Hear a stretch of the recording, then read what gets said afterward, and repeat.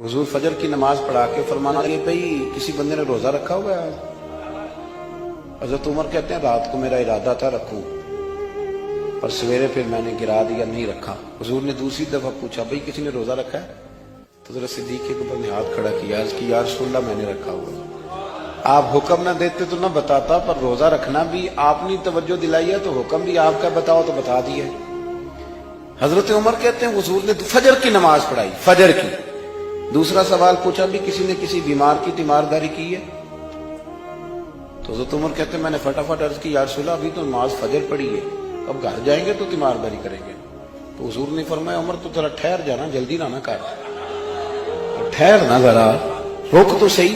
तो हजरत उमर फारूक रदी अल्लाह तआला अन्हु फरमाते हैं मैं चुप कर गया। हुजूर ने फरमाया बताओ भी किसी ने तीमारदारी की है?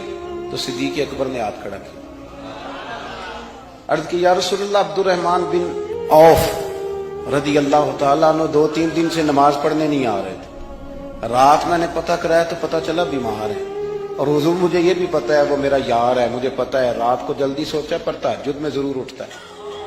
तो हुजूर मैं भी जरा फजर के वक्त जल्दी उठा हूं तो फजर में आने से पहले अब्दुर्रहमान इब्ने औफ की तीमारदारी करके आया हूं। हजरत उमर कहते हैं मैं ना हल्का हल्का ढीला पड़ गया। हुजूर ने तीसरा सवाल पूछा, फरमाया किसी ने किसी मिस्कीन को खाना खिलाया? खाना खिलाया किसी मिस्कीन को? हजरत सैयदना उमर फारूक कहते मैंने फिर अर्ज की, मैंने कहा या रसूलल्लाह अभी तो फजर पड़ी है, घर जाएंगे कुछ चीज लेंगे तो खाना खिलाएंगे। तो हुजूर फिर मुस्कुराए, फरमाया उमर तो जरा ठहर नहीं जाता, जरा ठहर ना, जरा नजारा तो करना, गोया ये शान सिद्दीक अकबर का जलसा हो रहा, ठहर ना। हुजूर ने फिर पूछा भी किसी ने किसी मिस्कीन को खाना खिलाया है? तो हजरत उमर कहते हैं लोग सारे दाएं बाएं देख रहे थे और मैं चुपके अबू बकर को देख रहा था, कि मुझे पता था कि बोलना इसी नहीं है, और दिल मेरा कर रहा था कि कह दूं दो जनाब जवाब, दिल मेरा कर रहा था। वो समझ गए थे कि सोना राजी किन कामों में, भाई ये नुक्ता उन्होंने पा लिया था। हुजूर ने फरमाया बताओ किसी मिस्कीन को रोटी खिलाई है? तो जनाब सैयदना सिद्दीक अकबर ने हाथ खड़ा किया, अर्ज की या रसूलल्लाह सवेरे उठा हूं तो छोटा बेटा भी उठ गया था, और मेरे वुजू करते सुन्नत पढ़ते माँ से कहने लगा भूख लग रही है, तो माँ ने 2 रोटियां भी पका दी। तो हुजूर एक उसने खाई, दूसरी उसके हाथ में थी। जब हम निकले हैं ना घर से तो दरवाजे पे एक फकीर खड़ा था, मिस्कीन खड़ा था, कह रहा था रात से भूखा हूं, कोई दरवाजा खुलने का इंतजार कर रहा था। अबू बकर सबसे पहले तेरा ही खुला है। तो हुजूर मैं ना उस मिस्कीन को एक रोटी खिला के आया हूं। हजरत उमर फारूक कहते मैंने गर्दन झुका ली और मेरे रसूल करीम ने फरमाया ऐ अल्लाह मेरे अबू बकर पे रहम फरमा, अल्लाह मेरे अबू बकर। उस समझ गए थे मिजाज शनासा, समझ आ गई थी कि हुजूर किन बातों में, और ना अपने ऊपर वो सारा कुछ तारी कर लिया था उन्होंने, तारी। उनकी अदाएं बिल्कुल ढल गई थी नबी पाक की अदाओं।